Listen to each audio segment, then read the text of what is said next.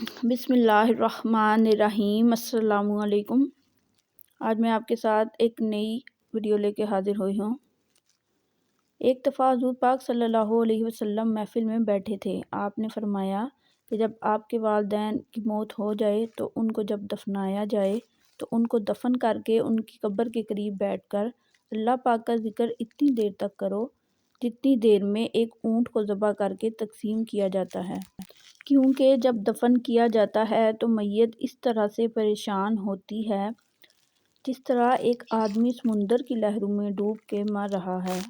जब ज़िक्र हो रहा होता है तो मैयत परेशान नहीं होती और मैयत बहुत खुश हो जाती है कि औलाद ने मेरा हक़ अदा कर दिया है।